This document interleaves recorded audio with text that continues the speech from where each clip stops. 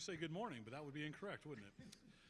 Good afternoon. Welcome to Savannah for the Savannah Riverside Citizens Advisory Board full board meeting for the month of May. I hope everyone's made it. It was an uneventful trip for everyone. Uneventful trips make me happy, so there's no problems with that. Can we please stand for the Pledge of Allegiance?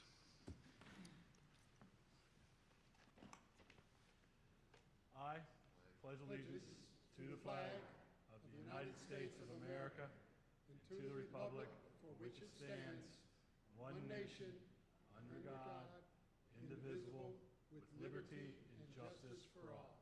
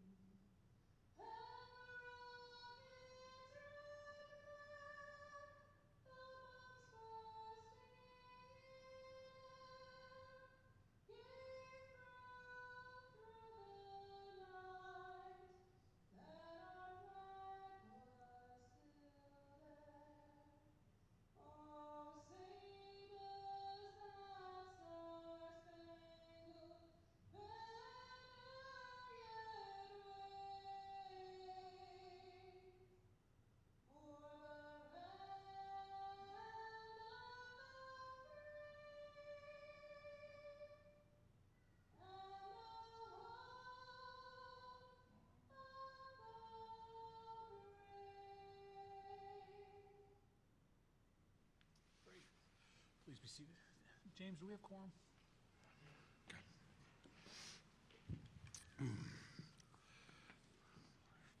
Are we ready? Chelsea, are we ready? Before we start with the chair update, I just want to share a little bit. There's been a lot of news recently about Savannah Riverside as of Thursday. You may have seen the headlines. The headlines I'm speaking of refer to MOX and pit production. Just a reminder, those are both NNSA missions, not environmental management issues. So why they may be, depending on how you feel about them, they may be exciting or, however you feel, they're not something we can speak about at this meeting. So I just wanted to be mindful of that and share that with everyone. Since we've last met, Doug and I have had the opportunity to go to New Mexico, and I'm going to turn it over to Doug. Well, good afternoon to everyone, and we welcome you here to Savannah. We had a wonderful trip to WIP. This was my first trip to WIP and also my first trip to New Mexico. We started off with a wonderful briefing from the folks at WIP on some of the safety precautions that we should take when we take that trip underground. And that was the only scary thing really to me about the whole underground journey was that briefing that they gave us on using the rebreathing devices that we would have to use if an emergency came up. And we had one that we could possibly use that would last us for an hour if something happened. And then we had one that would last up to 8 hours. But the instructions were, we had on-the-job training, so we were able to get our hands on the device and quickly learn how to use it. And gave us a little bit of confidence, I think, in going down there. But the trip, as you see, we are here, so it was uneventful. We had a wonderful time going eat there. It was about 2,100 feet underground. So I think almost a half a mile, almost possibly, that we went down. And the first elevator we went down on, it could, about 8 people could get on it. And so we were kind of packed like sardines and going down there. And it took us about, maybe, like I said, about 4 minutes for us to get down there. But after getting down there, they gave us a wonderful tour. And I think we have a video here that we're going to show you briefly. And it pretty much has a lot of great information about what they do and how they do it down there. So if we could, let's go ahead. And if cab members, if you all would like to see, because I took about at least 45 minutes worth of video down there, but of course we can't show it all. So if you'd like to see more of it, we will have it available after this meeting if you'd like to do that. So without any further ado, let's go ahead and take a look at the video. Now, did we mute the sound on that, or did we? Yeah, can you just talk through a little bit? Since we'll only be showing, Yeah, this will only be showing clips as we go through. okay. That if you just go through it rather than let their narration jump you. Yeah, what they did is they divided us up into 2 groups. And our group went down after the first group initially went down. And here is where they put us on some carts, and they took us through the various the tunnel that goes directly through the site. And at each point, they showed us the different types of I guess, rooms that they have. They have rooms in which they are able to have lunch and take off the hard hats. They have rooms in which they do their administrative stuff, and they have Wi-Fi down there and other means of communication. They showed us some of the emergency equipment that they have down there. Although they have a fire department down there, the fire department's job is not basically to put out fires, but it's to apply first aid if needed for anyone that gets injured down there. So here we're traveling, and they show us one of the trucks that they use to actually, I guess, help bore some of the holes there in the tunnel itself. Now this is where they initially showed us how to open the doors down there. They have some pulley devices, and they're different colors. Green is the color in which opens the door, and then red is the color of the rope in which we pull to close the door. And of course, you have to wait for one door to close before you can open the other door.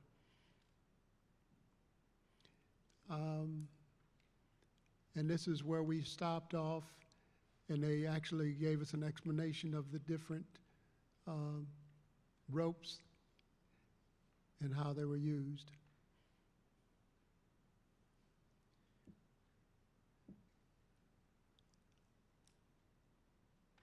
So all in all, we got a chance to see a lot of the equipment down there, how they would react if they had to react to different emergencies, how they actually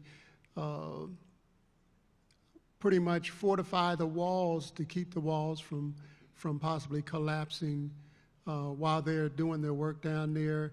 They have fresh air devices in which they use to bring in fresh air, of course, for the workers that work down there.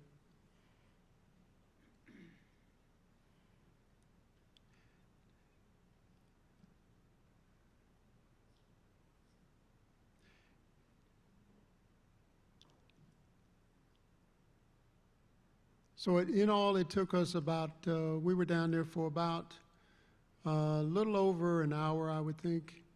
And as I said, it was a great tour, but I thought they would have the video there where they were pretty much doing more explanation than I could on each area that we went to.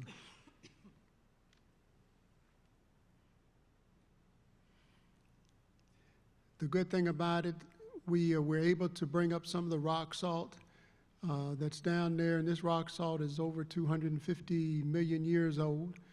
And we brought back pieces of the rock salt for everybody to at least have a piece of it. And this is where, I think his name was Todd Schroeder. He gave us a briefing on what they would do if they had to evacuate the tunnel there in an emergency situation.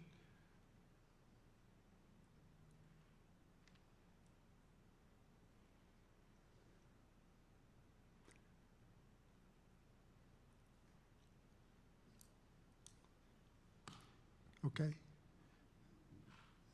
So if you want to see more of that with the sound to it, then right afterwards we can take a look at that. Thank you. Thanks, Doug. That was great, and he was really nice about the elevator ride down.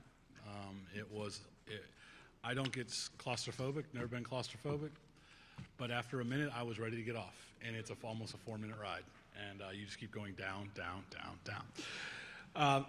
So while going to New Mexico was great, and we got to have a wonderful tour of WIP, and we got to hear from the people in Carlsbad, not only the Department of Energy, but the local, the mayor actually could not make the meeting of Carlsbad, but the mayor of Carlsbad, but he did have his nuclear task force. I believe that was the title of the group.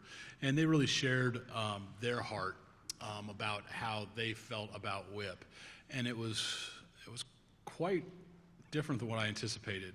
They had a whole cross-section of their community explaining how much they really appreciate having WIP in their area, how much they appreciate the, even though they had an incident in 2014, with that caveat, a very good safety record, that how they really are, believe that they have the technology and the ability to store true level waste and other classified, depending on how it's classified, nuclear waste. So it was really refreshing to hear that, and how open they were, and how really aggressive, and how they can help. And they talked about all the sites that they deal with: Idaho, Los Alamos, Savannah River, all across the whole EM complex. So it was very interesting to hear that. At this meeting, we had the opportunity to hear from and speak with Mark Gilbertson. He's EM4. What that means is basically he's the number 4 person in the environmental management complex. Unfortunately, Ann White, the new EM1 assistant secretary, she was planning on attending, but she couldn't make her travel schedule work for the meeting, so she unfortunately couldn't come. But she did send a very nice video explaining how much she appreciated us and what we can do to help. In her video, she was very clear to explain that as the new assistant secretary of environmental management, she wants us to focus on completion, not just continued missions. Actually focusing on starting a mission and seeing it through to completion. She's also very interested in leading us to see how can one site help another site.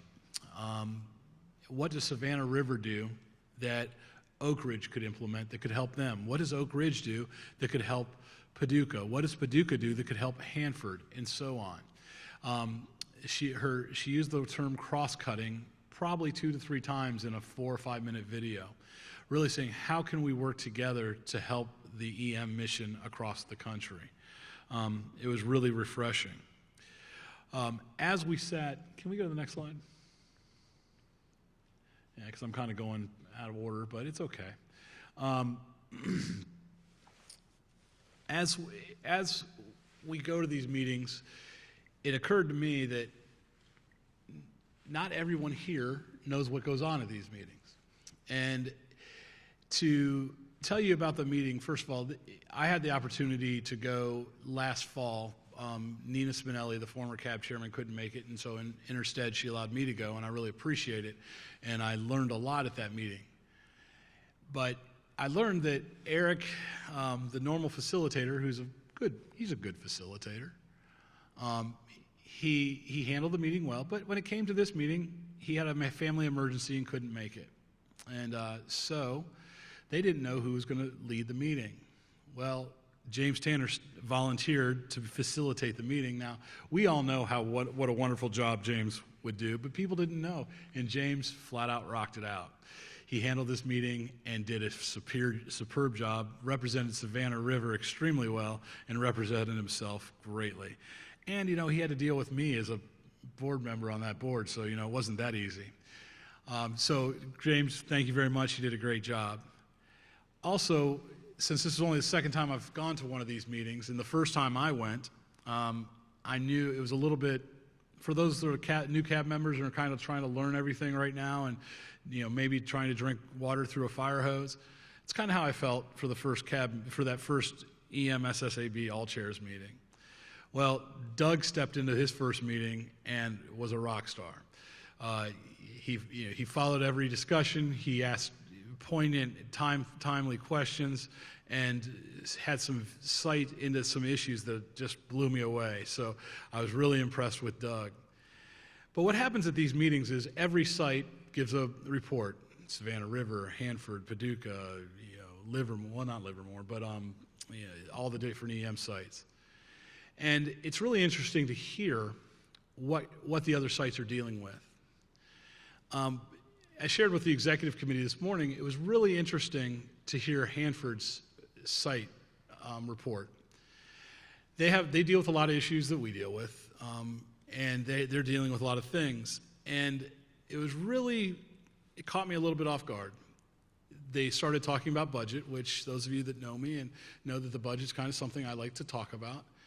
And to give you an idea, the EM complex, which we're part of, receives approximately $6.5 billion a year from the federal government to work toward EM. To give you an idea, last year, 2009, the most recent budget that is top of mind for me was for Hanford, it was $2.1 billion of the 6.5. Savannah River received roughly $1.4 billion. Then the next site receives about $500 million. So as you can see, just by doing the math, you really have Hanford and then Savannah River, then everybody else. Well, when the Hanford chair spoke, they talked about the needs for Hanford and the need for budget dollars to complete their mission. And then dropped the bombshell, Hanford needs $4 billion a year. Yeah, it made me kind of catch my breath. They need $4 billion a year to complete their mission, double what they're receiving now, and talking about over 2/3 of the budget, of the entire budget, just for one site. I think our board has been focused on the budget for the last 2 years.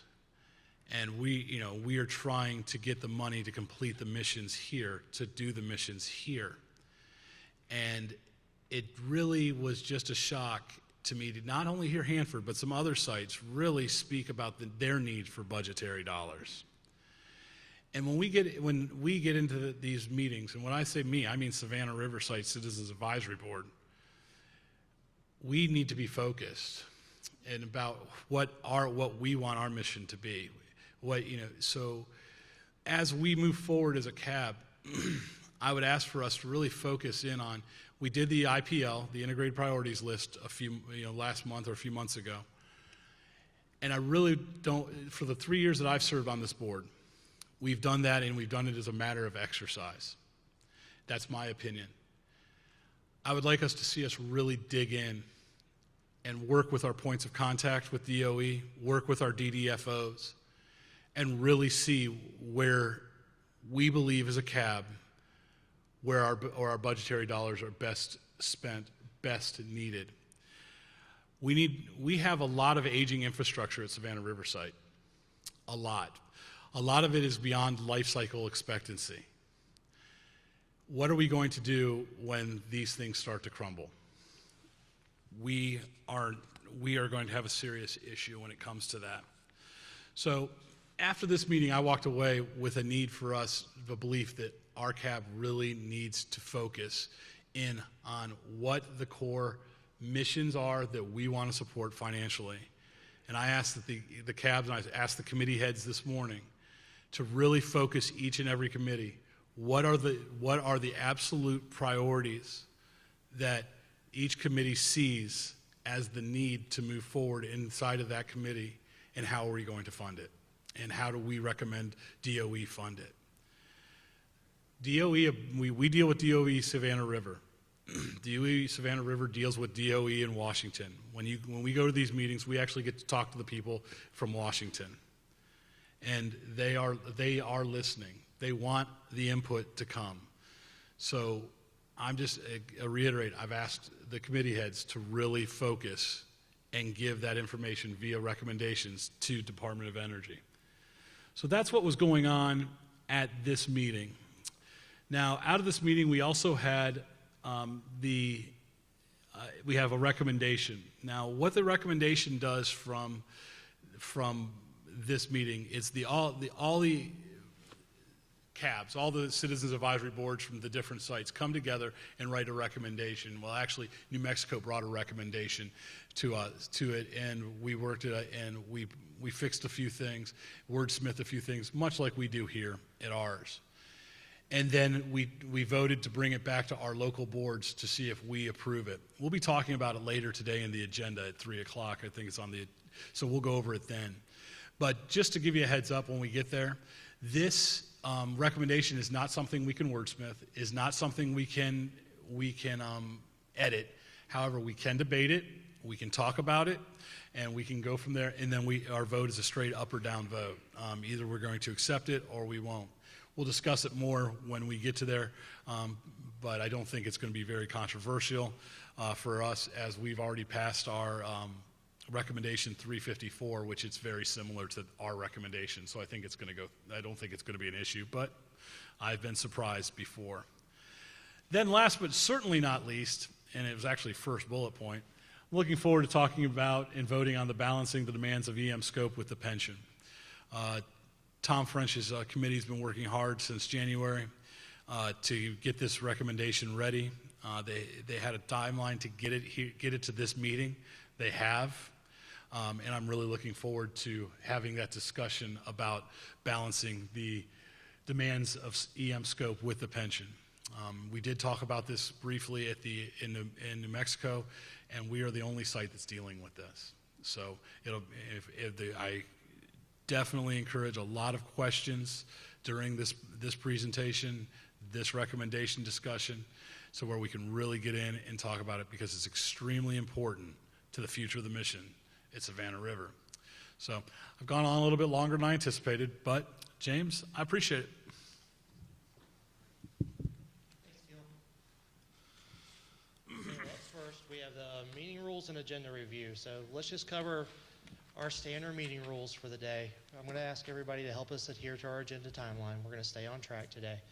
That's going to mean that we also start and end on time, so when we take a break, we'll also come back at the time we all decide together. Listen to and respect other people's points of view. Participate and ask questions for clarification. Remember, you can always ask questions. Let's see. State your name and affiliation when speaking. That helps us with the minutes transcription. Please make your comments using a microphone so that we can get you recorded. And place your phones and pagers on silent, please. Any questions about our meeting rules for the day? Nope. We all agree this is what we're going to do? Yep. Okay. So let's cover the agenda real quick. You'll notice that it's a pretty straightforward day for day one. We're going to go through the agency updates first. We'll take a short break if we need to. Then we'll go into the committee updates. Everybody has a little bit to cover from the last April's committee meetings. We'll do draft recommendation discussion, and we'll cover the draft recommendation that's from the budget, pension, and scope meeting and from the chair's meeting that Gil was talking about. And then you'll notice we have public comments, and after that there's a new item that none of you have ever seen on their agenda before. That's the meeting action item follow-up. And what that is during the agency updates, every now and again you folks ask questions that they just don't know the answer to right away. And they always tell you, we'll get back to you. And we do. We get back to you as soon as we can with the answers that they have. Well, very often, the point of contacts, believe it or not, they send your question right away to somebody at the site, and they get an answer. So before we've even moved on out of the agency updates, they know what they need to tell you. believe it or not. So what we're going to ask them to do is come out at the meeting, or at the end of the meeting, and if they've been able to get an answer to your questions, anything that's outstanding, they're going to come up and answer them. If we need to have a dialogue about that response, we'll take care of that then. That was how we're going to use our time efficiently and effectively at the end of the day today. Any questions about what we're going to do and how that's going to work? Everybody happy about that? Mary's really happy. She's like, yes, answers finally. Okay. So with that in mind, let's move on. Thomas, are you ready to give the DOE agency update? All right, let's go, sir. Good afternoon. Good afternoon. I'm happy to be here in Savannah and to be able to present to the CAB on behalf of DOE. It's been a pretty busy summer or spring here at Savannah River, as we've had the opportunity to host most of the top leaders within DOE. To this point, we've had the Secretary of Energy, Deputy Secretary, Undersecretary for Science, the NNSA Administrator, and we're slated to host EM1 later this month. I've been in DOE a pretty long time, and I'd have to say this is probably the first time in my career that we've had this concentration of top leaders in a very short period of time on the site, and especially when there wasn't a problem. So it's good to have them to visit, and it also serves as an opportunity for us to kind of display the good work that's being done on the site and be able to do so firsthand. Now, Gil touched on it a little bit, but I'd like to provide an official statement regarding the MOX and pit production, plutonium pit production, and it reads as follows. Savannah River Site plays a key role in our national security, and the department is committed to our enduring mission. Our workforce is highly capable, experienced, and adaptable to meet existing and expanding missions, and we take great pride in our work to make the world safer. We welcome the opportunity to add pit production to our mission as one more way we can contribute to the national security and our community. And the Department of Energy remains committed to meeting its obligation to the state of South Carolina to securely process and remove plutonium from the state. In other news, we're picking back up on a multi-year campaign that we started last year to resurface and repair the site's main roads. Now, this may not seem real important to you, but it is to many of us on the site, as many of the roads on the site have not had any type of repair or resurfacing within the past 20 years. Specifically, what we're working on is for Road C. This is the main 4-lane road through the site. From the Jackson Barricade, we're doing the culvert repair work that kicked off this week, and work begins in July to repave Road F. This is the primary 2-lane road to several key facilities coming from the Aiken and New Ellington Barricade area. It provides access to H Canyon, Tank Farm, our site training facility, DWPF, and Salt Waste Processing Facility in Saltstone. And again, many of these roads have not been touched in the last 20 years. In April, we hosted the annual SRS Ultimate Turkey Hunt for wounded warriors and mobility impaired hunters. This year, 29 hunters participated, and each was escorted by badged SRS volunteers. A total of 27 turkeys were harvested. And for those that are curious, yes, each turkey was checked before it was released to the hunter. Also, just this past weekend, we hosted a fishing tournament for the same group. These are great events that are put on in conjunction with the U.S. Forest Service and the National Wild Turkey Federation, and we also get great feedback from the participants. Next, I'd like to move on to the contract updates. The liquid waste contract, or liquid waste acquisition process continues as we've received revised contract or final proposals. Many of you probably are aware we did make an award last October, but that was protested, and so we went back out for revised proposals. Those proposals are in hand and are being evaluated as we speak.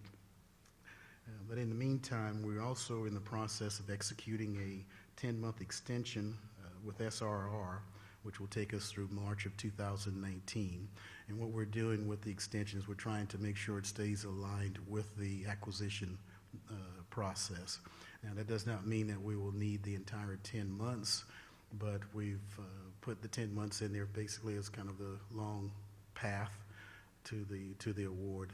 If we're able to get an award in place before then, we have the ability to shorten the extension with SRR. On the management and operations contract, the acquisition is in process for the new M&O contract as well. It's at an earlier stage than the liquid waste contract.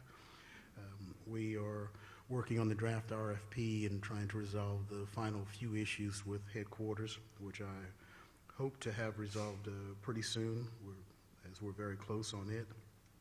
But like the liquid waste acquisition, this also requires an extension to the current M&O contract. We have announced our extension to extend SRS for 12 months, which will take us through July 31st of 2019. Good news that I received just before coming in, we have gotten headquarters business clearance on that extension today, so we will try to get that wrapped up pretty soon. The other acquisition, major acquisition that we have out is for the paramilitary services for the site. The current contract expires in the fall of 2019, and we are putting the final touches on the draft RFP. And we're able to move a little faster on the paramilitary services. It's not quite as complicated as the M&O or the liquid waste contract. And certainly, when I say not as complicated, whereas on the M&O, we've got to go all the way through to the Secretary of Energy to get approvals on various items. We don't have to do that for the paramilitary services. Next item is on payment in lieu of taxes. I know that was one that was of great concern for a lot of the communities, as they're heavily reliant upon those funds. The bill payments for 2018 was authorized in the federal budget as amended. So we've started making payments to the local communities, and those should be paid in full shortly. From a budget standpoint, fiscal year 2018 budget was passed by Congress and signed by the President just a few days after our last meeting with the CAB.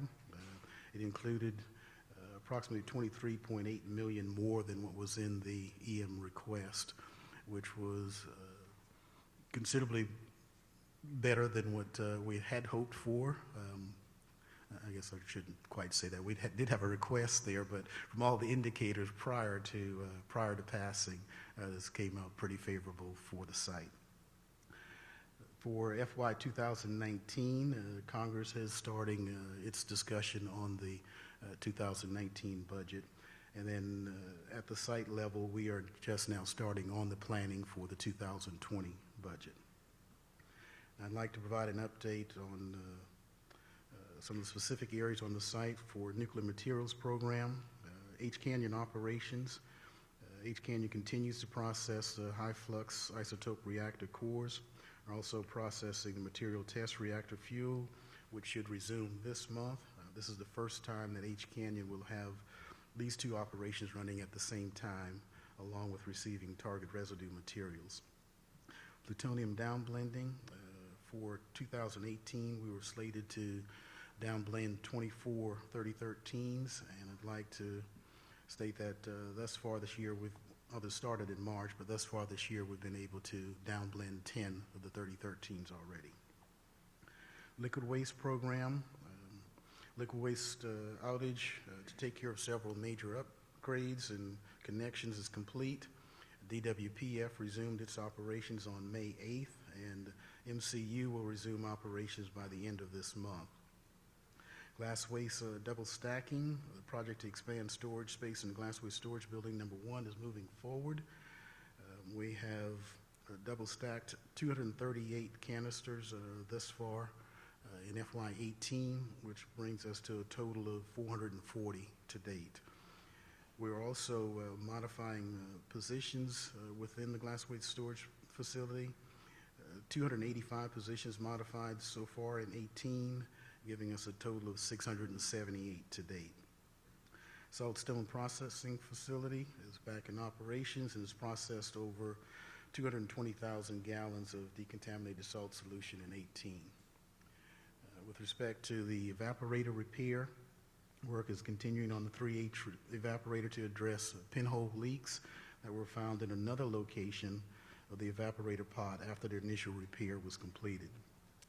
After systems engineering evaluation, SRS determined to proceed with safe interim operations during the procurement process for a new evaporator pod.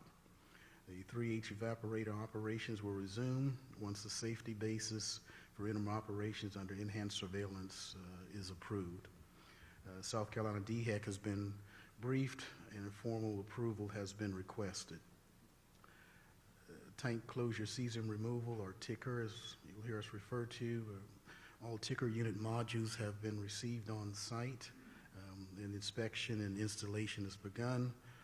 Work on Tank 10 and the safety analysis continues, and the technology demonstration is planned to begin in the fall. Salt waste processing facility. As you're aware, salt waste processing facility is integral to DOE's continued success in closing the waste tanks at the site.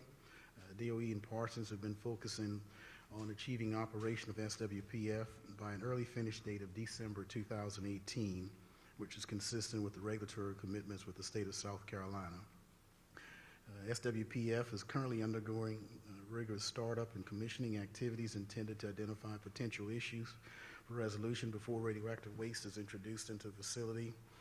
Said a lot of words, but basically we're going through cold commissioning of the facility before we introduce radioactive materials in it. As a part of the startup process, some risks have been realized.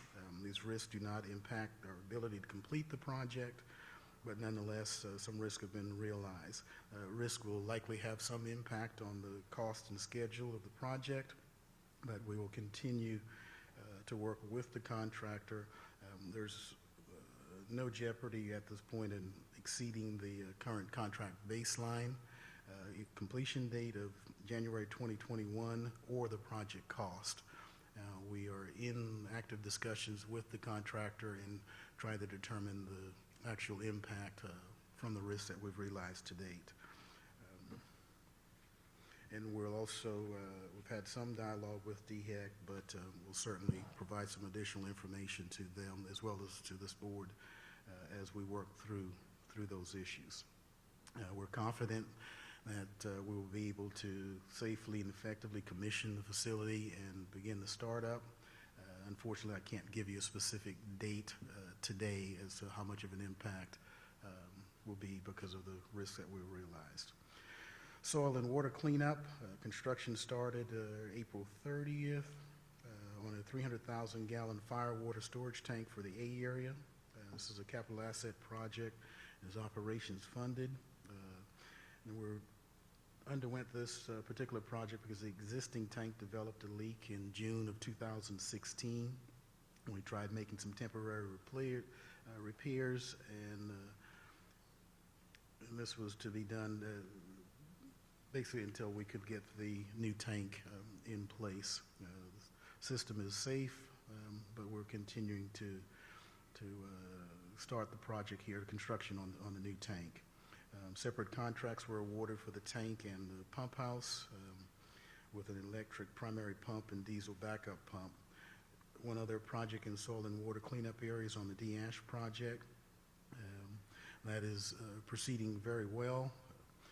We're on the final stages of that particular project where we're now installing the geosynthetic cover, which began on April 5th.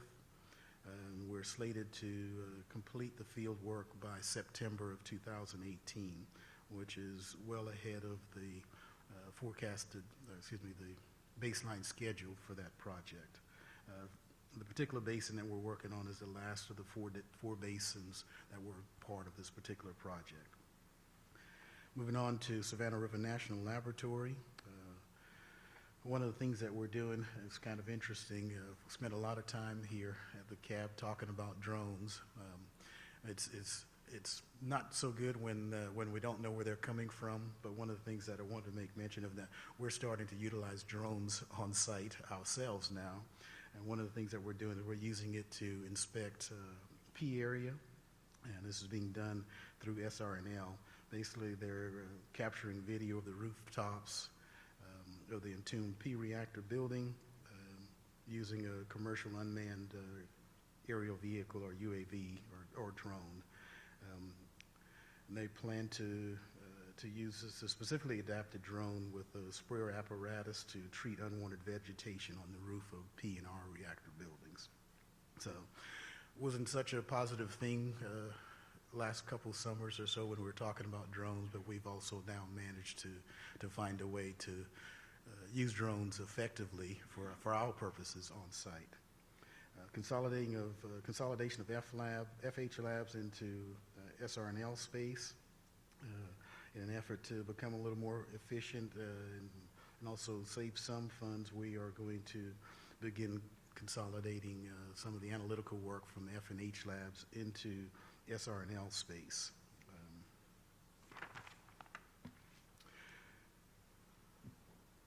Also with SRNL, this is on the safety pause. We are in a safety pause right now in SRNL, and we entered into a safety pause after several events recently. Individually, the events were all relatively minor with no injuries, no damages, but given the number of events that we were seeing, it gave us reason to pause and to take a look at things there before we had any major types of events.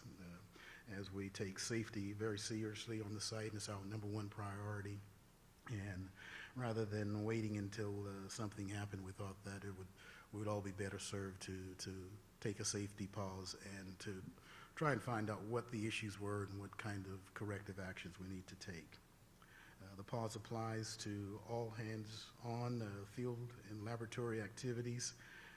And SRNL is using small group sessions to talk through procedures, discuss lessons learned, and encourage open dialogue on safety. This is an example of the overall emphasis on safety culture at the site. So precautionary measures we take when weaknesses are identified.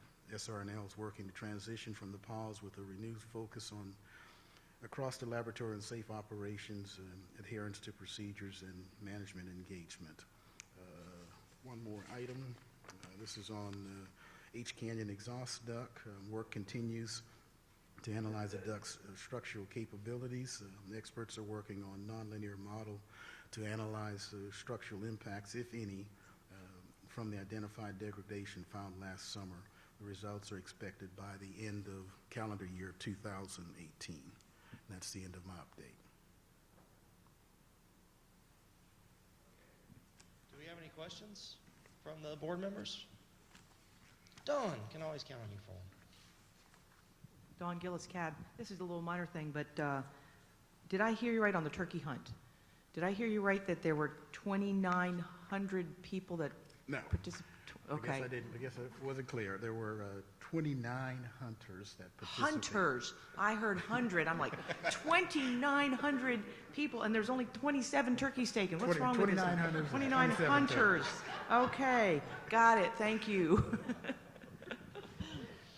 Narinder? Narendra Malik Cab.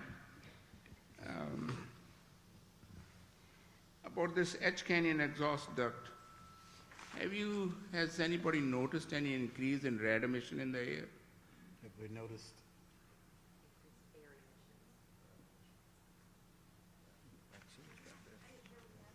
Can you repeat that, please?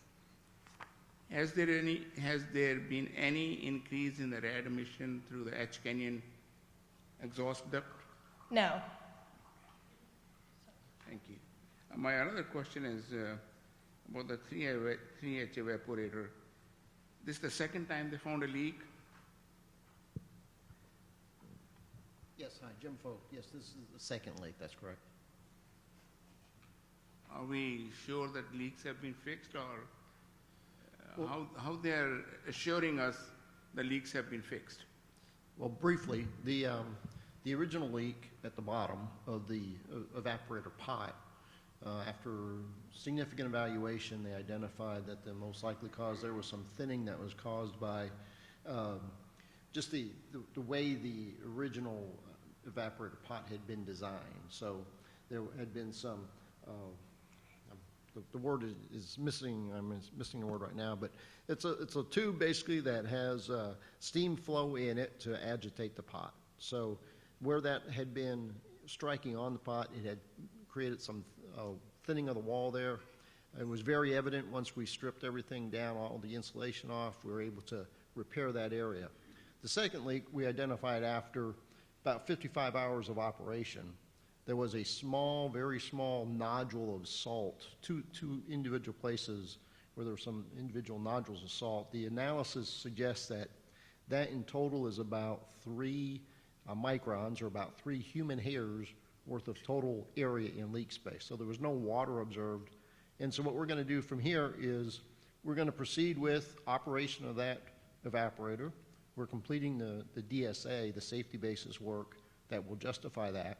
And then we will have enhanced surveillances to ensure that there is no further leakage or no increase in that leakage. And obviously, if there is any of that, we'll stop. Thank you. Let's go to Dave. Dave Bavagas, Cab. Mr. Johnson, thank you for your remarks. I just wanted to ask, if I could please, about the salt waste processing facility. I think we all probably saw the news article that Parsons was given a notice of concern, and it mentioned something to the effect that there was a lack of confidence in Parsons' ability to forecast the project's future milestones and cost.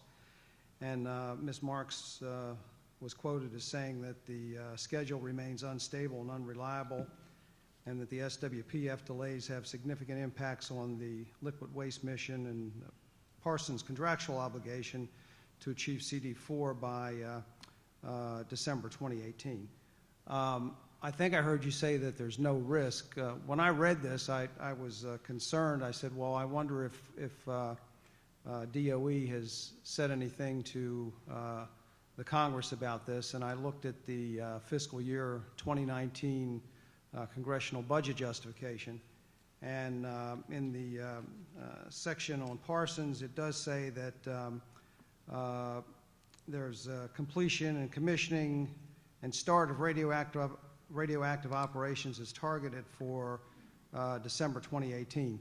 Is there any concern that when the appropriators see this, that they're going to say, well, we don't really need funds for this now because there's a problem there?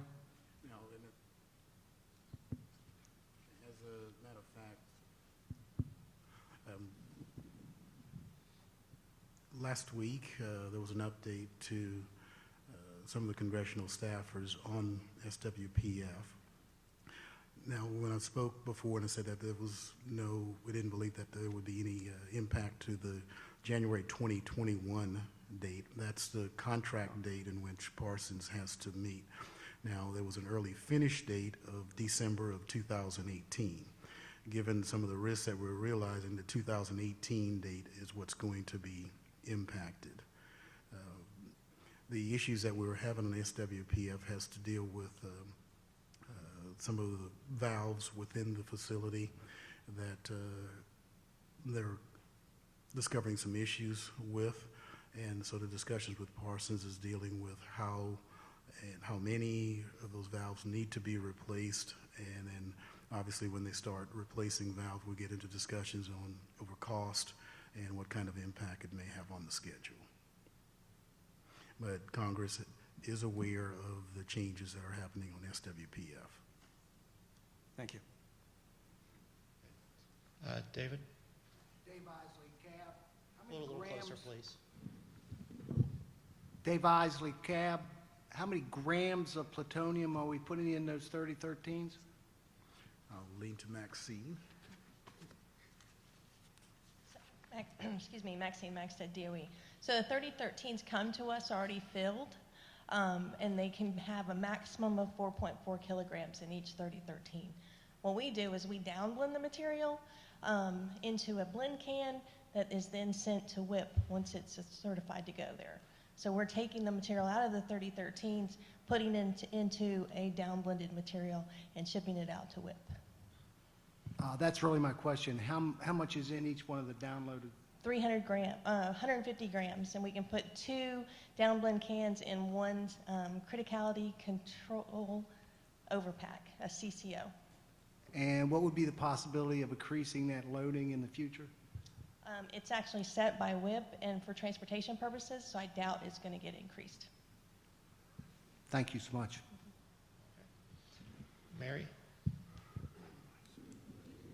Mary Weber Cab. Thank you, Mr. Johnson, for your remarks. I have a couple of questions regarding the safety pause. I was wondering if you could give us an elaboration on what the events were that led to that, and also tell us how long approximately you think the pause is going to last. Okay. Well, I'll start with the last part of your question first. Right now, I can't give you a date on how long the safety pause is going to last. The important thing for us is that we have the contractor identify some corrective actions to the events that we've seen. So they'll be in the pause as long as we need to until they can identify corrective actions that we believe will correct the issues that we've seen there. The kinds of things that we've seen, not so different than the last time the site went under a safety pause.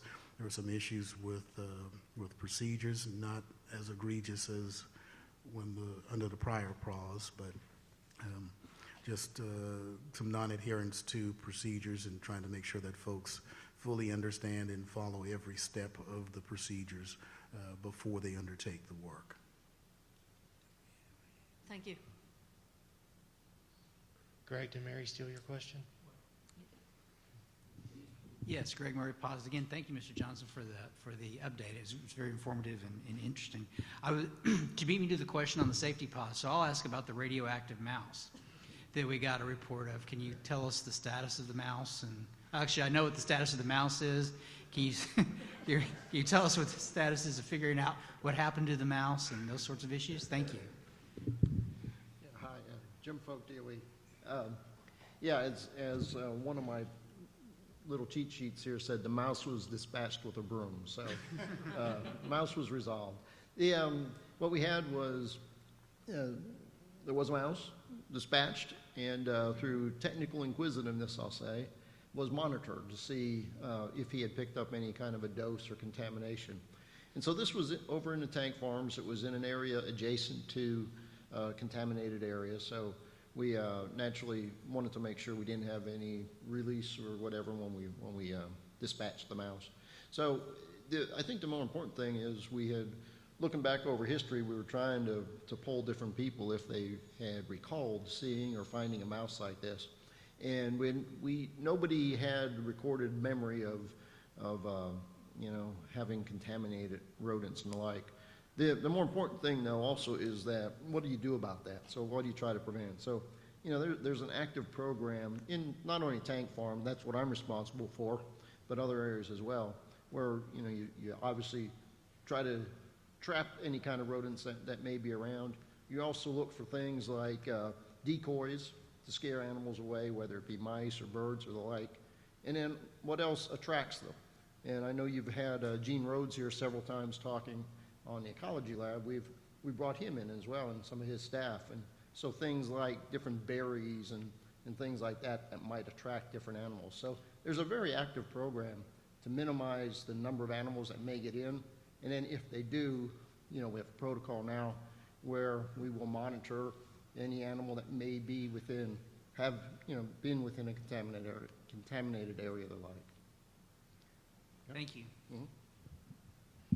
Let's go back down. Bob Smith. Robert Smith, Cab, Aiken, South Carolina. Jim, I guess just to follow up on Serena's question about Melter 3, the second leak. I seem to recall the leak was identified to be possibly coming from a well joint in the wellment, and if that's the case, were there any X-ray inspections done, or is there any planned follow-up on that, just to ensure that there's not another snake out there in the grass waiting to bite us? Yeah, again, Jim Folk. I think you said Melter 3. It's obviously a 3H evaporator is what we're talking about. Yeah. And they've gone back and recall that the original design called for about a 30-year lifetime expectant on this, and we made it about 15 to 16 years. So obviously those kind of questions were raised. We've gone back to original procurement records, pulled the original radiographs and those things that were done with it. No real connection could be made to those to the current situation. The conclusion is that these were probably there from the beginning of time, that they were so small. And don't forget, we had about 2 inches of insulation on this entire evaporator pot. So the belief is that there may have been a little bit of weepage there, and then the salt actually self-healed it, so that we didn't see any other leakage from that point on. So that's the suspicion now. The thing that's different is that insulation was stripped off to find the original leak, and that's why we see the salt now. Well, I guess the heat up and cool down could also have some impact on that as well. It could. We've had the material experts take a look at that. They right now are not projecting any further growth. That, again, they expect this was there from 15 years ago and was just never noticed before. It couldn't be noticed before because of that insulation. Thank you. Okay. And last question is going to go to Bobby. Thank you, Dr. Johnson, for your update. You're going to consolidate F&H labs into SRNL. What's going to happen to the lab in F&H area? Well, a couple of things. We'll have an F&H. You know, a couple of things for F&H. Can you guys hear me? No. Anymore? Okay. All right.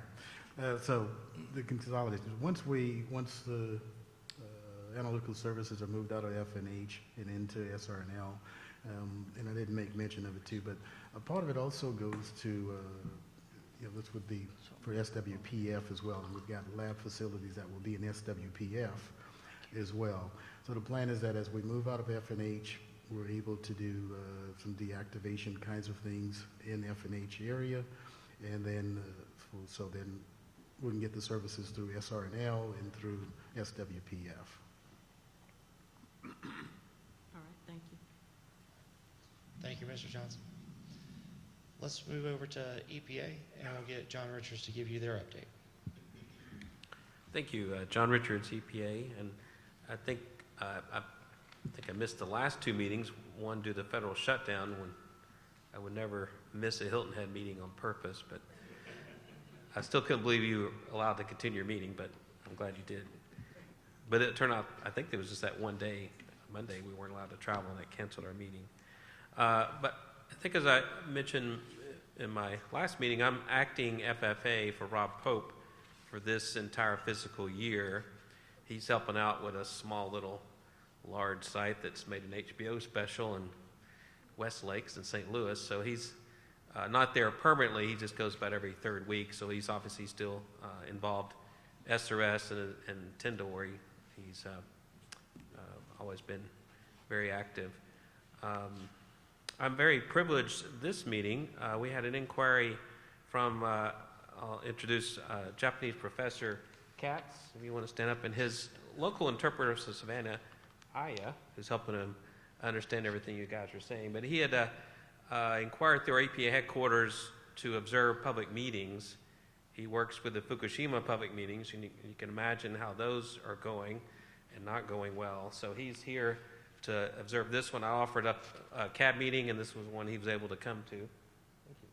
So he's going to be here these 2 days, and then Brian Hennessy and I will help him give a tour of Savannah Riverside on Wednesday, and he'll get to see some of the site then. So very privileged to have him here. And as Jim knows, he has lots of questions. I can answer some. Jim's already answered some. And as he sees what goes on in this meeting, may have more. So feel free to say hi on the break or other times.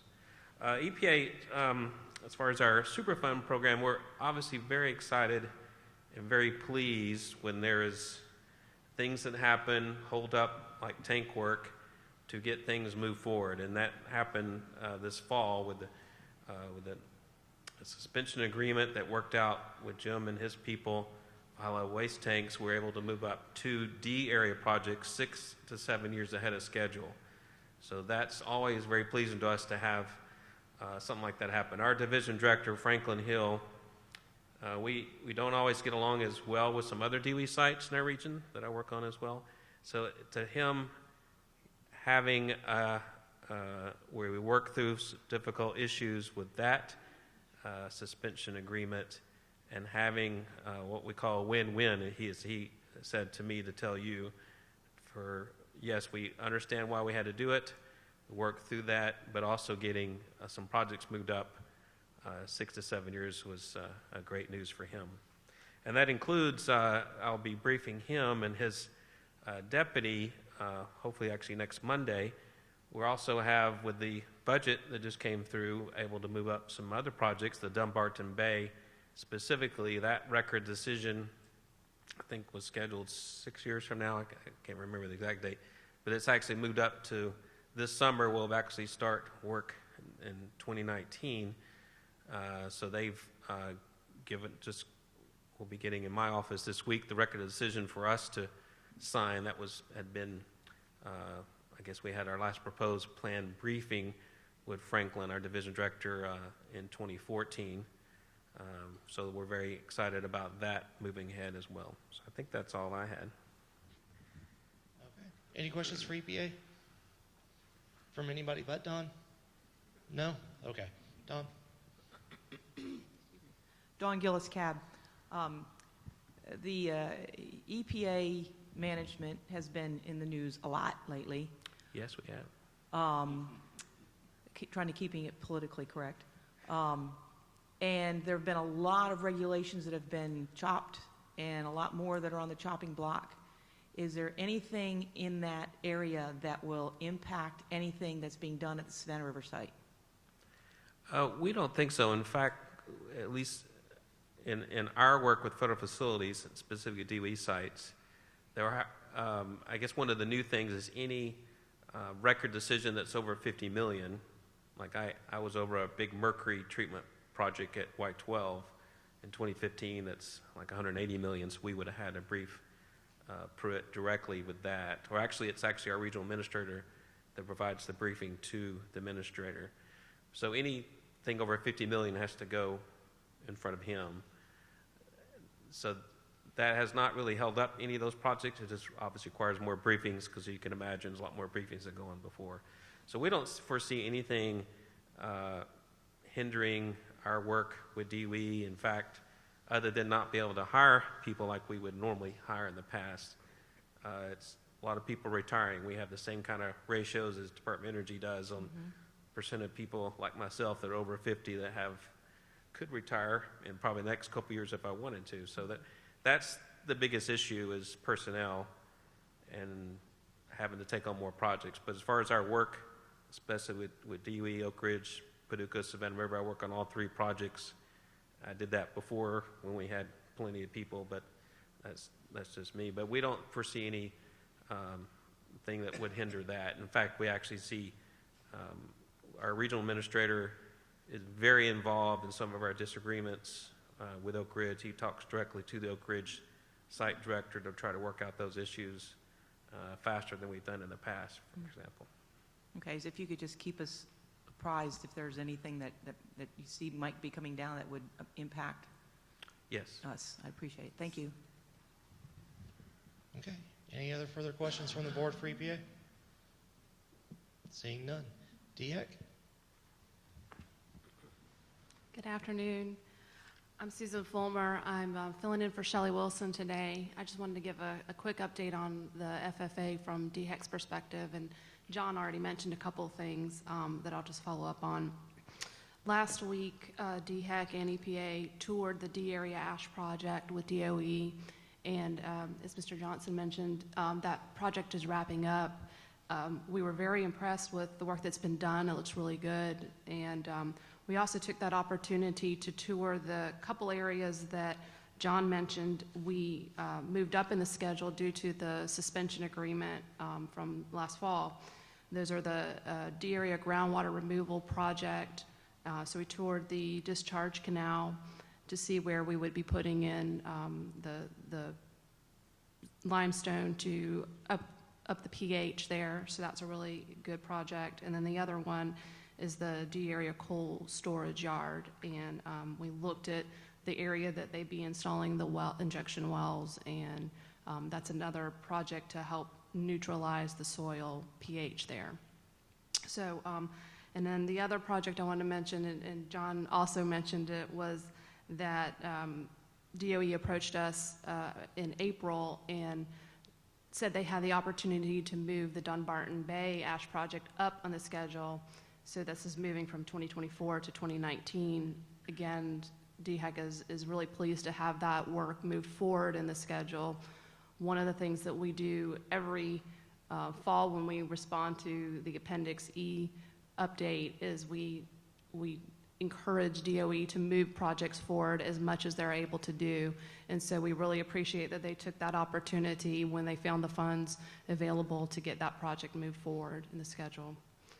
So those are the two things I just wanted to mention. And I think Gracie Ann has a couple of things she also wanted to say too. Hi, my name is Grace Ann Martin, and I am Beth Cameron's replacement. I am the new public information and outreach person at the SCDHEC office in Aiken. We excitedly have our new ESOP 2016 annual report available. I think James may have been able to send out a link for acquiring it online, but I do have some hard copies available. We have some that have both the report and raw data on it, and then we have a couple of CDs that just have the annual report. I'll make sure to put those out on the table, but I just wanted to make sure you knew that they are now available. Any questions for DHEC? Going once, going twice? Dawn? No?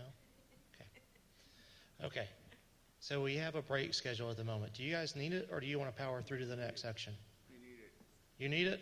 Okay, so then let's come back at, what do we got? It's 2:08. Let's just take a 10. Let's come back at, what, 2:20? Does that work? So before you walk off, if you are unhappy with your SALT assignment, I have extra. Feel free to come over and trade it out. I do have a significantly large bag full of it, so if you didn't get one, anyone in the back who wants some salt from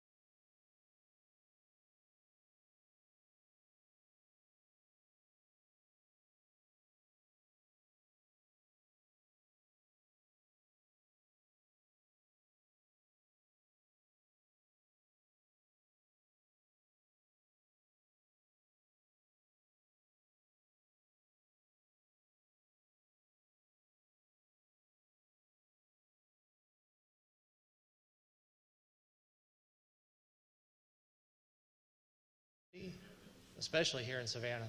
So if you want to preserve it for a long time, you might do well to blow it off with the back end of a vacuum cleaner or air compressor or something to get all the dust off, and then spray it with acrylic, a clear acrylic to preserve it, if you want to keep it forever. You can also crush it up and use it on your table because it's salt. For real. That's what they told us. You can use it if you're so inclined. You can do that. Narendra's eating his. Okay, are we ready? We got almost everyone back. Let's move into committee updates as we wait on everybody else to find their seats. Let's start with the Administrative and Outreach Committee. Eleanor, can you begin for us? Okay. Good afternoon. I'm Eleanor Hobson, Administrative and Outreach Committee Chair. Welcome to historic Savannah. Please enjoy the riverfront. The Administrative and Outreach Committee is asking that you join our committee, CAB members, if you have not considered joining. We meet after each main meeting, the first day of our full board meeting. We will meet briefly this afternoon after the full board meeting. There is a conference room right around the corner to the right, the Savon Room. We will not keep you there very long. We would like for you to participate in our outreach activities. There are many coming before us this summer. Primarily during outreach, we speak of the CAB and we explain to the public the purpose of the CAB. If you have any questions, then you may also consult with the Administrative and Outreach Committee members.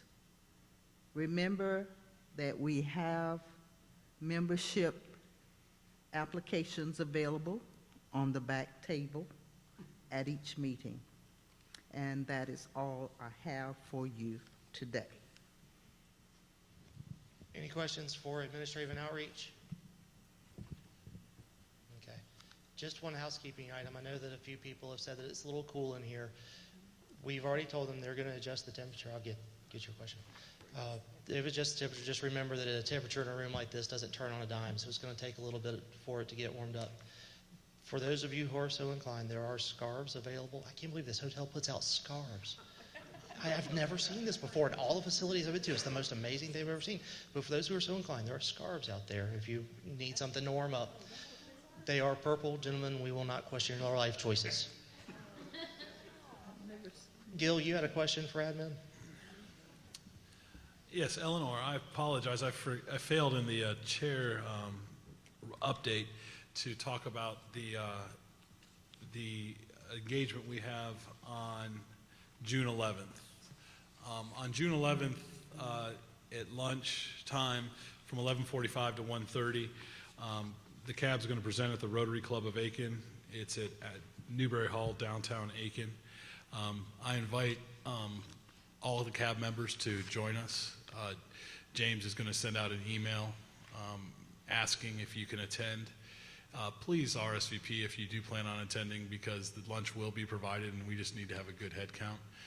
But it would be an opportunity for us to present to a different, about 120 to 150 members of the Aiken business community to share what the CAB does, what we do, and then to talk about some current recommendations and take questions and answers.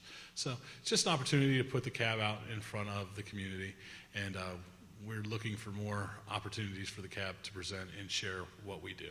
So if you can make it, please look for your email box from James or Chelsea, however it's going to come out, or SRS. CAB. We'll pick one on Wednesday and send it out. So, but again, June 11th, lunchtime, downtown Aiken. Thank you. Thank you, Eleanor. Any other questions for admin and outreach? Tom, I think this might just be the last update for balancing pension and scope. You want to give it to us? Okay, I hope it's the last update you get. My name is Tom French, and I'm the chairman of the Pension Balancing Budget and Pension Committee. This committee was set up with a limited lifespan, so it ends the end of May. So hopefully everyone will be able to agree on what this thing should look like, and we all approve it. The committee finished editing the document in March. We met and voted to forward it to the full board. We'll discuss it this afternoon. Everybody's gotten a copy in their email. So hopefully we'll be able to have a good discussion at 3 o'clock. Thank you. Any questions for that committee? Okay. So up next will be the Facilities Disposition and Site Remediation Committee. Joyce was not able to make it at this meeting. She had something she needed to attend to at home.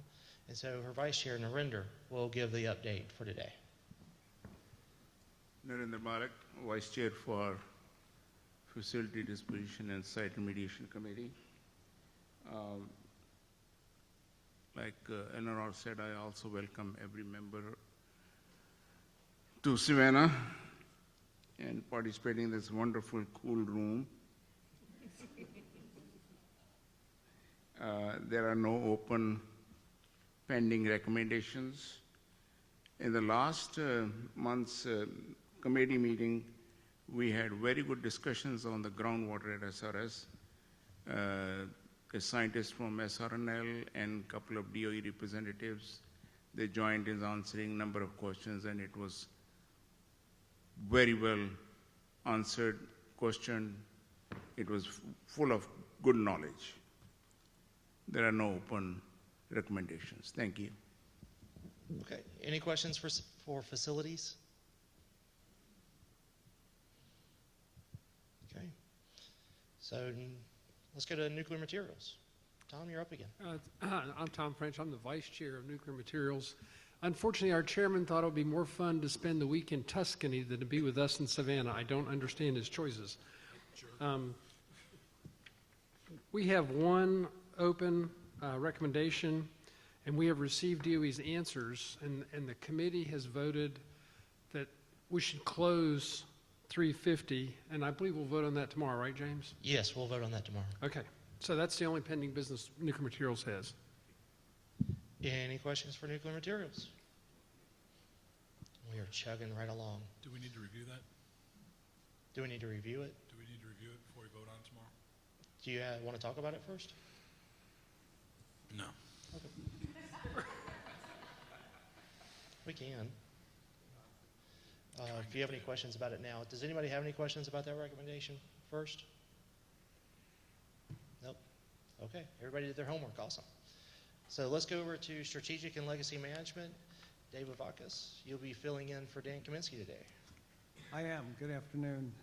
Dave Vavakis, Vice Chair of the Strategic and Legacy Committee, and I am pinch hitting for Dan. The two open recommendations that we have are number 346, the drone spotting over SRS, or the Unmanned Aerial Systems, UAS, I guess as they're officially called. And then the second one is number 351, the funding for the Savannah River National Lab. We reviewed on the previous committee meeting of April 18th the presentation that we had at the last full committee meeting on March the 20th. That was the Savannah River Archaeological Research Program that was given by the South Carolina Institute of Archaeology and Anthropology by George Wingard. And just a discussion of how staggering that must have been to move not only all the living from the, I think it was 10 towns and hamlets, but also all of the dead. All the graves had to be moved as well. So, and everything else, all the infrastructure that was involved there too.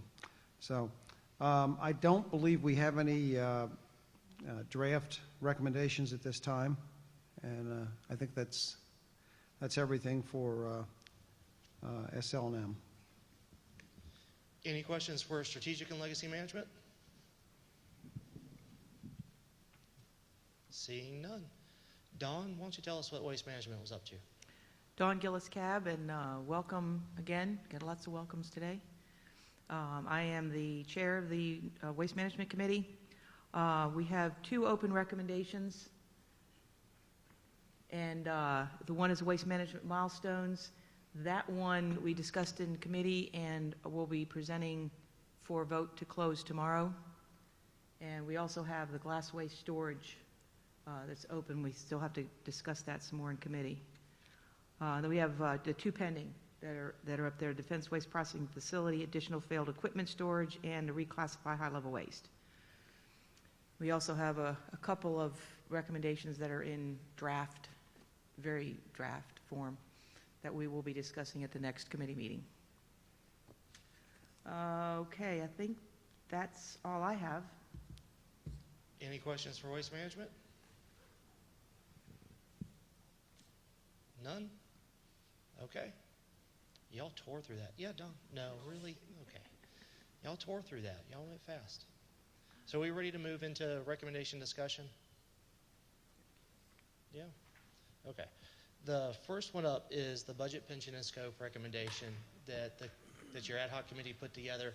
They spent quite a bit of time doing this. If you haven't had a chance to review the meeting recordings online for this, even no matter how you vote tomorrow, I urge you to take a chance and watch some of those discussions, because they were really, really robust discussions on what's coming up. Tom, can you run everybody through a little bit about what you did and why these recommendations are being made, and then the recommendation itself? Yeah, so in your board magazine, James had asked me to write a little article, so I did, and I simplified sort of the process we went through, but I'll kind of hit the highlights. The site pension is very complex, and so what we did was start off an educational process. We got Jim Berry from SRS to come out. He's the CFO. He gave us a talk and walked through the whole pension, how it's managed, who manages it, what does the company interact with, what's the board do, so all the ins and outs. And then we invited John Lopez, and John Lopez came and said, here are the impacts. If we have to go to whatever number, $300 million a year in the pension, this is what the impact could be at the site. So we were trying to balance that. It's pretty drastic. So we were trying to capture that and make recommendations we thought could really help DOE solicit more money. The only real solution is to ask for more money for a very fixed period of time to get over that hump and then get back down. So that's basically what we wrote. Did it? James challenged me to do it in 1 page. We did it in 1 page. He was really pushing me to do that. So it's a lot more compact, and if you want more background, it's in the article. I'll try to put it in there. So any questions? Any questions, comments, or discussion on this draft recommendation? We've sent it out a few times. Dave, why don't you kick it off for us? Dave Vavagas, CAB. Tom, congratulations on all the good work. One comment that I had is since the federal budget operates on a fiscal year basis rather than a calendar year basis, I thought maybe adding a FY between each of the years might be appropriate. That's a good idea. Thanks, Dave. So if you'll do that, since that probably it happens in a few places, get with us after the meeting and we'll add in all those FYs. Any other questions, comments, concerns, statements of approval? So I'll just make one other correlation. In the executive committee meeting, we were talking about outreach, and we had talked about Oak Ridge the CAB has public meetings where they discuss the budget at a very high level. We had also recommended some public meetings to discuss this at a very high level. So we could put this in the new public outreach as one of the recommendations.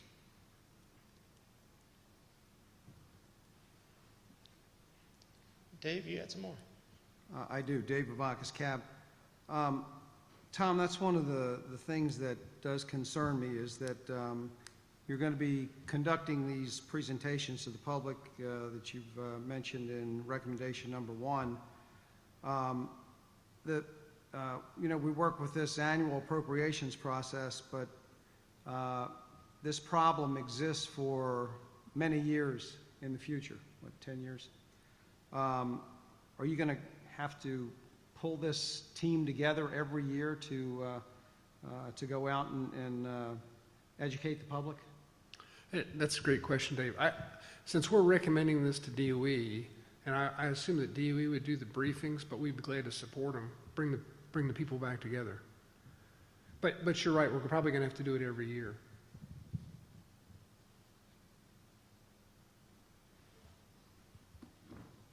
Okay, any other thoughts? Mr. Hilton? Charles Hilton, Cap. Tom, I'm a little bit confused. I'm new on this. I'm looking at recommendation number 3, determine funding levels of the pensions at other sites.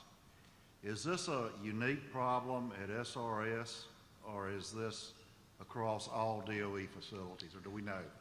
Well, based on what Gil heard at the SSEB meeting, no other site seems to have this problem. But the recommendation was, I used to be the chairman for the Retirees Association, and we talked to the delegation about what would it take for them to put more money into the SRS budget. And they said we'd have to know that this is a unique case, so that doesn't apply everywhere. So that's why we're recommending from this committee that they do a study to see if we are the only one. I think we're the lowest, or next to lowest. But we don't have the data. That's why I put that recommendation in there. I'm still a little confused. How was this created at SRS and not at the other sites?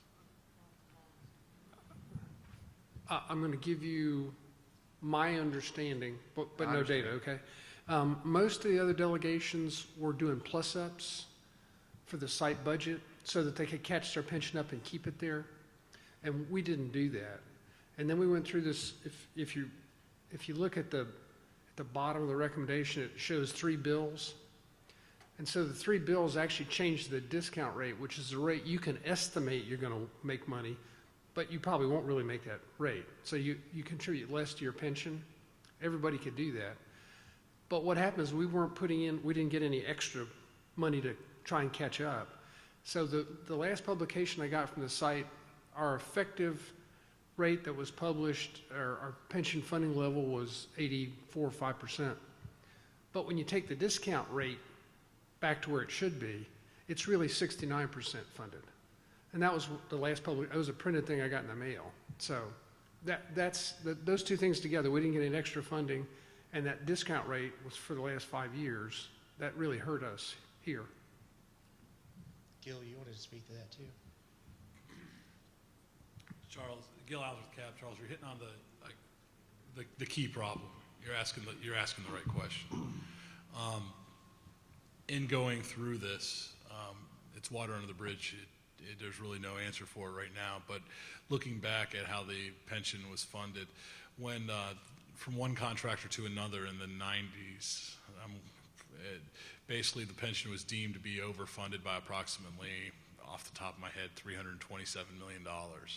It was deemed to be overfunded at that point. So when the new contractor took over, they basically pulled $327 million out and said it's 100% funded, not anticipating market losses in the future. Working on those same numbers of it being 100% funded or what have you, there were multiple years that the pension wasn't funded at all. $0 were put into it.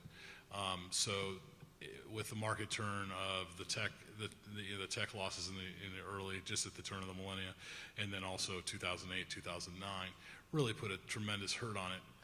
What Tom is saying is 100% accurate, the discount rate and things along that line. Due to those facts, where SRS took the money, used the money because the pension was 100% funded at the time with that information, used that money for mission dollars.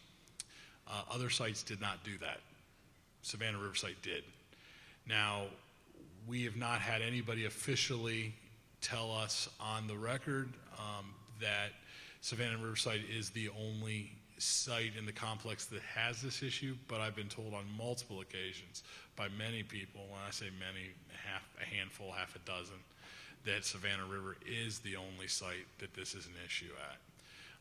So, you know, as Tom directed this committee, you know, I asked a lot of questions about the shortcomings, from previous years, but unfortunately, it doesn't really matter. We have to figure out how to move forward from here. So, but you're asking the right questions. So one thing I think maybe everybody needs to understand, and it's very confusing, we have all the different pensions at the different sites are different constructs. Yeah. Ours is very unique. The contractor owns the pension. DOE does not own the pension. DOE has no liability on the pension except through the contract to the contractor. So that whoever becomes the operating manager inherits the pension fund and has to manage it as their own fund, okay? So it is a corporate pension offered by, right now, SRS. Charles. Continued follow-up, Charles Hilton Cab. I fully support people who work there need to get their pensions that they were promised, but it scares me a little bit, and maybe I'm new. If we're looking at the environmental mission that we're here to clean up versus, this can't be versus. This has got to be both. And I understand that's what the committee is trying to do. Right. But from someone who's going to come out of textiles, where a 17-year pension was $4,000 total, I understand the concerns from the employees and the retirees. So take my comments in context that I'm awfully concerned about employees getting what they need to get and what they were promised, but I'm also awfully concerned about the environmental aspects of this too. So I agree with you 100%, and I believe DOE agrees with us 100%. They're very concerned about this. And that's why we started this whole thing, Charles. Good insight. Thomas, I believe you wanted to clarify. Thomas. Yes, David may have been ahead of me, but one thing I want to add, when I was in headquarters, the particular office that I worked in, we received a report every year on the pensions from each of the sites, Tom. So I'll reach back to one of my folks at headquarters and see if they can get us some information so that the number 3 that you have here on doing the study, I think the information is there already, and I'll see if we can get a hold of it for the committee. That'd be perfect. Okay. Dave? Just to follow up on that, I think it's in of the congressional budget justification. There's a section on pensions. I think it's in volume 5 that all that information is provided. I did have a question, Dave Vargas Cab. I think there was a presentation, I was looking back at my notes, I think there was a presentation about a year ago where we heard that the pension funding amount, budget amount required for FY19 was approximately $300 million. And then there was a subsequent presentation where I had a note that it's, this is what comports with what you have here of $201 million. Do we know how it went from, or maybe this was my mistake, how it went from $300 million down to $200 million? I think Mr. Lopez would like to help. John Lopez, DOE. It was never 300 in 2019. So good news is that Tom's reporting it was 201 for 19. Based on the latest pension management report, we're looking at 177 million for 19. So it has dropped, and that's all due to performance in the market. So so the 300 that I think was a mistake. I don't know if you heard that wrong or we presented it wrong, but it was never 300. And now the 201 number is now down to 177 for 19. And how much of that would be a gap in funding? How much of that would be a gap in funding? I mean, you're expecting to get a certain level of funding, and there's got to be... Well, here's the good news. Our fiscal year 19 budget is up $184 million from the 18 budget. And I'm going to talk about this more tomorrow. So all of our pension for fiscal year 19 is funded with the plus up that we got in the president's budget for fiscal year 19. Thanks, John. Any more questions? Everybody feels like they have a handle on the subject matter now? Maybe? I'm not sure I do. I've sat in all of these. How about the recommendation itself, the core element of what we're doing today? Narinder. I think, Narendra Malik, I think we should put to the voting as it is. Okay, Narinder doesn't think we need any changes at all. Does everybody agree with him that this is what we need to vote on tomorrow? Yeah. Yeah, I see some head nods. I want to give you one last chance. Dave, you have some more? Your card's still up. Dave Babakis, CAB. I mean, is this now moot? Do we have another year to wait before we really have to address this, Neil? What do you think, John? Absolutely not. We're in the process of putting together our fiscal year 20 budget, which the president will release next February. So 20 fiscal year 20 budget, the pension is going up from the 19 amount. So this absolutely needs to be addressed right now. Okay. Don. Don Gillis, CAB, but it does have to have the minor changes like the FY, and then probably updating the numbers based on what we just heard.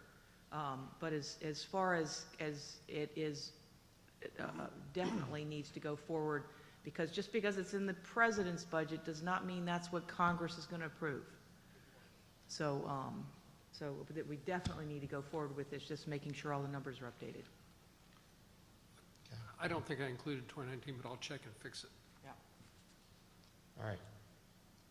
Any other thoughts? This is what we're going to go with tomorrow with the minor FY changes? Yes? Can I get head nods just as I look around? This is what we're going to vote on. We don't need anything else? Awesome. Okay. So let's close this one out, and let's move on to the next bit. That's the chair's recommendation that came out of the Roswell meeting. And Gil, I believe you're going to introduce this to everyone? Oh, joy. Yes.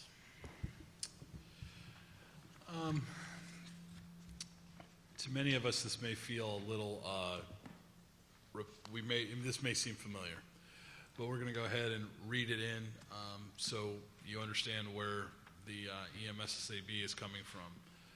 Background, the Energy Community Alliance, ECA, sponsored a wide-ranging report, Waste Management, a new approach to DOE's waste management must be pursued. These recommendations would, if implemented, bring about major changes in long-standing national policies regulating the categorization, treatment, and disposition of DOE legacy radioactive waste. The environmental management of such waste would henceforth be based not on origin, but on the radioactive characteristics of the waste and the resulting risk to human health and to the environment. The report underlines the urgency of pursuing a new approach. According to figures cited in the report, DOE's overall environmental waste liability has more than doubled to $372 billion over the past 20 years, of which EM's portion has grown over $90 billion from $163 to $257 billion. Reducing the life cycle costs of these radioactive wastes and the burden on local communities requires a new decision approach based on risk management. The systematic problems of DOE-EM program identified by the ECA report are clear and compelling. The present classification waste based on origin rather than risk goes back to the beginning of the nuclear weapons program. The economics of the program are currently unsustainable, somewhat akin to making the minimum payment on a growing credit card balance. The current classification categories in DOE Order 435.1, radioactive waste management, do not align with NRC domestic or IAEA international standards. In principle, transition to a risk management approach would result in less quote-unquote overclassification of waste and reduce the volume of waste subject to higher levels of handling. According to the ECA report, costs would be significantly reduced, estimated at $2.5 million per day. The ECA report is based on much prior research dealing with the same problem. The ECA is composed of representatives of local communities hosting DOE facilities and thus has a degree of local quote-unquote buy-in. Furthermore, the report ostensibly has the support of the waste management industry as evidenced by remarks by industry leaders at the 2008 Waste Management Conference in Phoenix. However, while the report presents a coherent and consistent argument on behalf of a new approach, it would be difficult to determine the merits based on this policy study alone. The lack of empirical data is a significant drawback. There are no charts or figure in the study. The quote-unquote new systems of classifying waste is not defined either in general terms or specific levels of radioactivity. Methods for determining or calculating the conversion of existing to new classes of waste are not presented. Global figures for total amounts of waste and total costs are presented narratively, but it is not possible to elevate the differential impact by DOE's facility or state. The WIP facility plays a prominent role in the proposed solution as a recipient of significantly increased volumes of types of waste, but the specific amounts are not explained.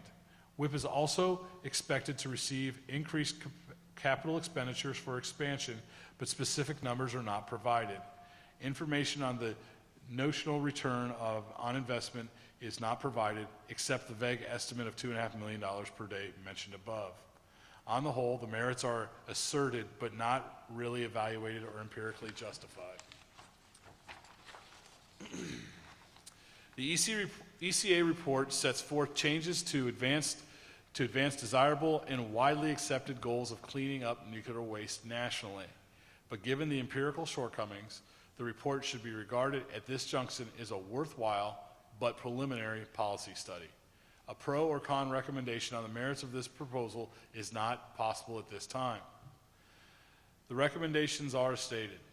Number one, the chairs recommend that DOE EM undertake a comprehensive analysis of the ECA report, including technical, financial, environmental, safety, transportation, and other implications of implementing its recommendations. This is for purpose of evaluating the impact of such changes. Two, the chairs recommend that DOE EM evaluate the site-specific impact of implementing the recommended changes, including both potential risks and benefits. Three, in undertaking its evaluation, the chairs recommend that DOE should address, at a minimum, the questions developed by the chairs set forth in the attachment. Four, the chairs recommend that DOE EM provide a timeline performing the analysis and brief its result on an ongoing basis to the chairs and the representative SSABs for comment and input. So if we go back to our recommendation 354 for waste management, we have not received. Not yet. No. It's not exactly the same recommendation, but it covers the same information. We've already passed recommendation 354, the Savannah Riverside Citizens Advisory Board. This was brought forth by North New Mexico. They brought this recommendation to the all chairs meeting, and there was discussion. And at this point, I'm not going to say what I was going to say. I think we should, if there's any discussion on it, let James lead it. Okay. So one thing that I want to remind you all of, especially those of you who are new, this is a chair's recommendation. It makes it slightly different than what you normally do. We won't be doing any wordsmithing. We cannot change this recommendation. It needs to be an up or down vote on its own merits as it is. You can debate it all day long. If there's something that you disagree with and you don't believe that you can support this recommendation because of it, then you'll have to vote no. If you support it as is, then you can vote yes tomorrow. Are there any questions about that? Okay. Dawn, you have a comment? Yes. Okay. Dawn Gillis Cab, I really like this idea. And it does mesh quite well with our recommendation that's currently out. I was not really aware of this Energy Communities Alliance report. Is that on our website? The report We itself? emailed it out to you before the 354 recommendation came out and with twice. this one, so you've got it in your inbox. Okay. We talked about it in Hilton Head. Oh, okay. All right, yeah, I need to look at that, but I do like the idea and the way it's it does bear more study, which is what this is asking for, but I think this is good data. Gil? One of the things that if the ECA if the ECA is adopted, I don't know, I mean, if the standards in this are adopted, one of the byproducts of it is that more nuclear waste will be able to be shipped to WIP.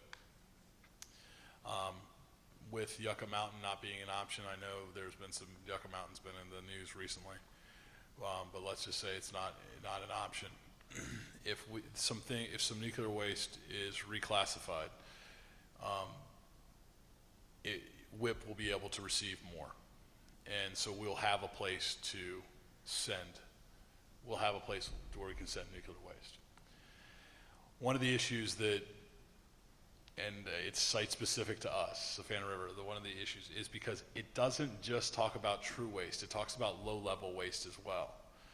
Low-level waste, and I just caught Maxine's eye, I mean, she may correct me, but true waste is, and again, I'm not a scientist, so, but true waste is more important to us being accepted at WIP than low level. That's my understanding. Okay, good, I'm getting a nod. So other sites in the EM complex are more interested in the low level waste being classified so they can send it to WIP. So in our wordsmithing, I tried to get it to just say true, but I lost. But that's where, this is where one of the things will happen, because we're trying to do this. This is site-wide, complex-wide, everybody. So I just want to bring that to your attention. Okay. Don? Don Gillis, one more comment. Based on that, where I'm coming more from is the glass logs, is being able to reclassify them, the lower end class logs, to be able to send them as, whether they're low level or TRU, but being able to have a home for some of those before we have a permanent repository for other stuff. Any other comments or questions about this recommendation? Mr. Hilton. Charles Hilton, cab. Again, I'm confused. Maybe it's because I'm new. Am I to understand that for the past 50 years, 60 years, DOE has classified waste strictly based on its origin? Yes. Yep. Yep. Yes. That's even more confusing knowing the scientists that we have at SRS. It's called politics. Okay, I'm not going to get into politics. I'm just looking at this strictly from a scientific It's not scientific. aspect. No. That's why it's confusing. Okay, I think I'm getting the gist of where I'm going with this, is that for whatever reason, science was not involved in the classifications of waste out there. That's right. And that truly bothers me. Mm-hmm. And it should. Tom? You'd be blown away by some of this stuff. Tom French, cab. One of the things that we all have to be very aware of is there is no criteria today. And if you go look at waste based on risk, you're going to have to understand what it's made up of, what's its spectrum look like, right? And then you can do the risk analysis. And I think that's all doable. It's just not quick, because that means you got to have a bunch of scientists agree. That's not going to happen fast. So. It's easier to get scientists Jim? to agree than politicians to agree. Jim Folk, DOE. I was going to just add that you made it sound like it was a DOE decision. Okay, so it's by statute, so it's not by, just for clarification there, it's not something that DOE defined as far as what's going to constitute this. It is by statute. I apologize for that if it was meant that way. James. Tom? Oh, I'm sorry. Did you answer? Okay, and Gil? Yeah, that's one thing that I failed to mention. To get this isn't something that DOE can do. This is actually going to take, it's going to be Congress that has to make this change. Is that correct? I mean, it's going to have to be the politicians that make the decision to reclassify it. So, I mean, we can support it and things, but ultimately, it's going to be a decision left to them. Right, this recommendation is essentially asking DOE to build the argument. Yeah, I'm talking about changing to actual change. Yeah, the actual change changes. If this goes through, I mean, if the ECA is actually going to be adopted and change the way it's classified, no, okay, so we look at it from the risk point, not its origin, that's going to be a decision made by politicians, not scientists. Okay. Robert? Robert Smith. Yeah, get you to pull the microphone up. Robert Smith, Cap. I honestly don't understand why we're debating all this. It makes perfect common sense to me to accept this recommendation. It's got more clout, it's got more support, it covers more of our country and more of the overall issues that we're faced with. Why are we sitting here debating it? Why don't we just go ahead and move forward with it? Who agrees with that? Everybody? We'll find out tomorrow. Are there any other questions or comments about this, or anybody, anything that you're curious about, not sure that you understand about the recommendations themselves? Greg? Greg Murray, CAB. So my comment on this would be, if this is so obvious, why has this not been done before? Which to me, leads me to believe it's probably not quite as obvious as we are making it out to be. So if this, again, if this is so obvious, why has this not been done before? Does anyone want to answer why politicians haven't done this yet? Not yet. Has it been brought up before? Has this been proposed in Congress before and not addressed? That's one I definitely can't answer. Anyone know for sure? Okay. So I don't think we're going to talk to that. It's been discussed a lot, but not with Congress. But internal to the department, it's been discussed. When they first opened WIP, the WIP WAC, which is the acceptance criteria, is extremely complicated. Mm-hmm. So EM1 at that time got several national labs together, and I happened to be lucky enough to get on the panel, and we started evaluating what it would take to change the WIP WAC to make it really risk-based. And when we got into it and we said, hey, you know, we could go off and do this, and we'll get our best scientists, and we can probably do it in a year and a half, $6-8 million. And she at that point said, I have zero budget for this. I don't think I'm interested in your proposal. So it is a very complicated thing to prove scientifically, right? Right, I understand. Yeah, so I think it's that the inertia and the cost have held it back. Any other thoughts? Everybody has a handle on it? We're ready to tackle this one tomorrow? Yep. How about this side of the room? Yep. Okay. Thank you, everybody. Let's go next into public comments. I know we're running a little fast, but I think that's okay. We do have one person signed up for public comment, and that's Lindsay Harper.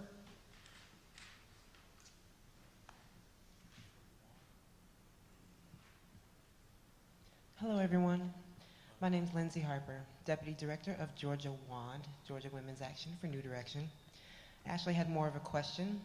There was some conversation before about a hole in a particular structure that was about 3 hairs large, if I understand correctly. My question being, were there any changes made to the procedures that allowed for that kind of leak to go on for 15 years? And what would that process necessarily look like? It's a pretty big hole in procedures, just a question. Jim, do you want to answer that today? Yeah, there were no known changes. Again, we believe that leak had occurred, or that imperfection, if you will, had been there for probably since the thing was fabricated 15, 16 years ago. So there were no operational changes that would have caused that anybody's identified. We will be implementing some new procedures, though, to ensure that we don't have any additional leakage from that side, or that it doesn't increase at all. So, for instance, we have sumps in that area that will monitor for any water that is accumulated. We will be starting up the evaporator at a much slower rate so that we can monitor as we go to ensure that as we heat or anything like that, we don't have additional leakage from it. And then periodically we'll be shutting down, doing very specific camera reviews of that area to make sure there's nothing else there. Okay. Is there anyone else who would like to make a public comment today? Okay. I don't recall during the agency updates anybody having the answer or not getting an answer to their question. Did anyone think of any questions that they needed answered or anything you were curious about throughout the day? Maxine? Maxine Maxadiri. I just want to give some more information to Narendra's question about the canyon exhaust. It's not that we've noticed anything coming out of the exhaust tunnel. We have to do periodic inspections of it, and so we actually put cameras down and crawlers, and that's where we've noticed that some of the concrete has degraded away. So we're evaluating that degradation is what we're doing. Thank you for that. Anything else that we need to follow up on? Any remaining questions for the day? Jim, you curious about anything? No, you're ready to go. Okay. So, one more. Charles, you're working on putting your card up. I'll let you skip that step. Charles Hilton, Cab. I'd just like to express my appreciation to Maxine or to whoever at DOE for this last tour that they put on for us new members. Trying to get us up to speed on us and us understanding. I am very much appreciative of the efforts and hope that that continues for us. The DOE point of contacts did a really great job for that. I also want to give a quick shout out to Kristen Huber from SRS. She makes those tours really simple for me to put together, where I just have to sit down and invite and then tell her everything. So thank you, Kristen. Thanks for helping with my... And thank you to all the points of contact. And thank you what? For helping with my foot problem. Oh, yes, that too. Anything else that we need to tackle today? Any unresolved questions? So, CAB members, you notice you have some free stuff in front of you, some CAB branded stuff. That's new outreach materials that we have. If you need some extra pens or highlighters or anything, if you're going to do an outreach event, let us know, and we can make sure that you're supplied and have some stuff to give away wherever you're talking about the board. You also notice that we have 2 new cameras in the center of the room. I've kind of skipped saying anything about them so far, but these swivel to whoever's speaking. That way we get a clear picture of you for the live stream. I hope that they haven't been distracting. If you have any questions about them, please let me know. Please also remember that our microphones are pretty much on a low level on all the time. And so if you have side conversations or make comments underneath your breath, like Dawn was just doing to Bobby, that's online. Did you hear us? And that's recorded. Because they can do their best to turn microphones down, but they can't spin them on a dime, so they've got to keep everybody just barely on so they can get you up when you start talking. So please keep that in mind as we move through our meetings. With that, any questions? Are we done for the day? No lingering comments?